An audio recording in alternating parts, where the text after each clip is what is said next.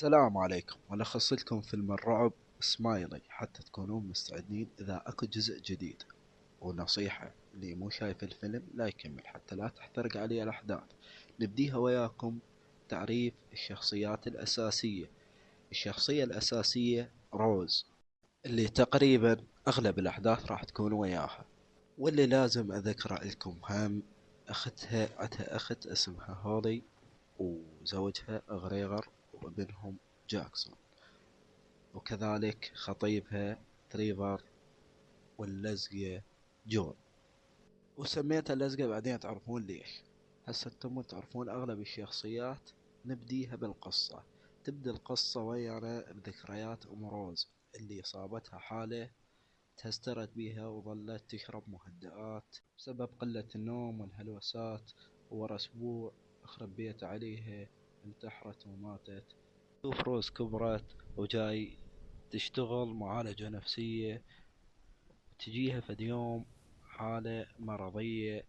لورا اللي هي عمرها 26 سنة، وشاف الشخص ينتحر قدامها، ضرب روحه بالمطرقة ومات. فتبدي تحكي لها وتقولها اكو كيان شرير جاي يهددني، وجاي يشكل بشخصيات يعني اعرفها وشخصيات ما اعرفها. مثلا شخصية جتها اللي مات وهي عمرها 7 سنوات. وتبدأ روز تخفف عليها وتقولها ماكو اي شي، وهاي مجرد هلوسات، ماكو شي يقدر يأذي. لورا تعصب وتقولها انت ما جاي تصدقيني، انا راح اموت وما حد يصدقني، جاي اشوف هذا الكيان يبتسم لي. بس تقولها الابتسامة مو ودودة، يعني من اشوف هالابتسامة انا احس بخطر. وفجأة تبدي تتهستر وتوقع وتخابر على الطوارئ روز. قبل لا يجون الطوارئ تاخذ قزازة وتشق روحها وتنتحر وهي مبتسمة. وروز اخرب بيتي تظل واقفة لا تثرد ولا تغمس، مصدومة وصافنة باللي شافته. وترجع للبيت وتجيها هلوسات على الخفيف، لكن تحاول تتفهم الوضع وتمشي الأمور. بس جاي يزيد عندها الهلوسات، وخطيبها بدأ يلاحظ، وهي تحاول تطمنه وتقول له لا مجرد الشغل مالتي، والمريضة مالتي انتحرت قدامي، هذا الشي جاي يأثر علي. إلى أن نزيد عندها هاي الهلوسات، ومدير العمل مالتها ينتبه عليها ويعطيها إجازة، يقولها حاولي تصفين ذهنك بيه. وهنا تقرر تروح لعيد ميلاد ابن أختها اللي كانت راوضة بالبداية تروح له، وتروح تجيب هدية. وأثناء التغليف مال الهدية يندق الجرس مال الإنذار مال البيت، وترفع التلفون السولف. Hello? This is First Line Security. May I have your name and the passcode? Rose Cotter, Acapulco. Ma'am, we've detected a door alarm. Yeah, the back door of my house is open. Are you alone in the house, ma'am? Yes. Are you sure? What? Are you sure you haven't let something inside, Rose? Look behind you. وتلاحظ ان التلفون ما داق اصلا، ويدق مرة ثانية وتنصدم انه هي جاية تهلوس مرة ثانية. المهم هنا تقرر تروح الدكتورة نفسية وتشرح لها الحالة مالتها، وتطلب من عندها مهدئات. بس الدكتورة تطق لها سفن وتطقها بوري، تقول لها مهدئات ماكو خوش، مهدئات ما تراجعيني، وانا اقرر حالتك، اذا احتاجتي شي تخابريني. ورا ما انضربت بوري قررت تروح للعيد ميلاد مال ابن اختها وتاخذ الهدية وياها. وأثناء تقديم الهدايا والناس فرحانة بالعيد ميلاد، قدموا الهدايا. ويا ما جاي يفتحون الهدية مالتها لقوا البزونة مالتها بيها وهي مقتولة. هنا كلهم ظلوا يتبعوا لها بنظرة المجنونة واستغربوا من عدها. وهنا بدأت تبرر لهم وقالت لهم مو أنا. وبهالأثناء شافت مريضتها لورا وهي تضحك. هنا انذهلت وطاحت وتعورت. مربط الفرس ورا ما صارت مقصة، وقالوا خلاص طق عقلها.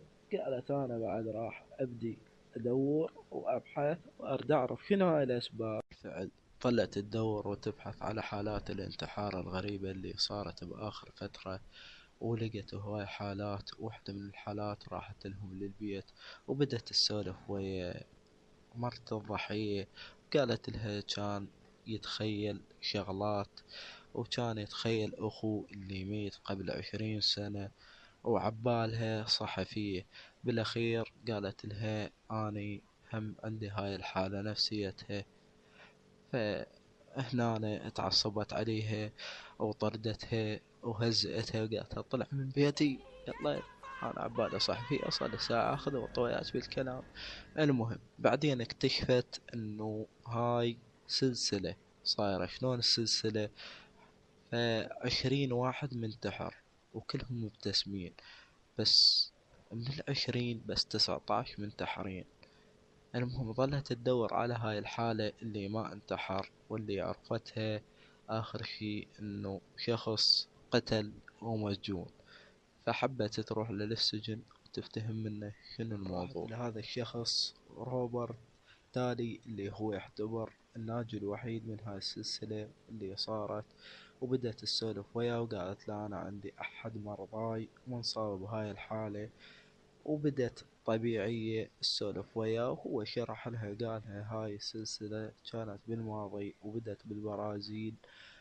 وآخر شي أكو شخص قتل جاره ومرة جاره شافته انتقل لهذا الموضوع. فمريضتي راح تموت إذا ما تقتل شخص.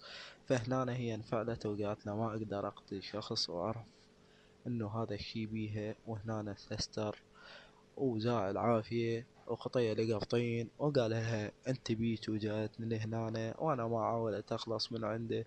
وتهستر وبدأ يصرخ وقال طلعوها من يم. You have it? No, no. Why the fuck did you come here? You're not giving it back to me. Get out of here!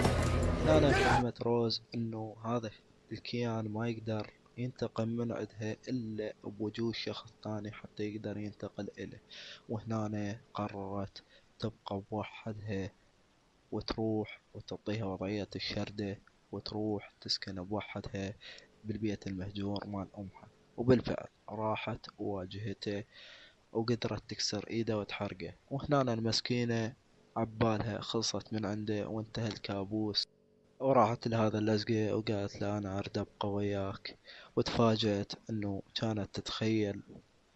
ورجعت وسدت الباب عليها وإجه هنا اللزقة من اللزقة ودق الباب عليها. وإجه الكيان وفتح عليها وطب بداخلها. وبالمشهد الأخير نشوفها تحرق روحها.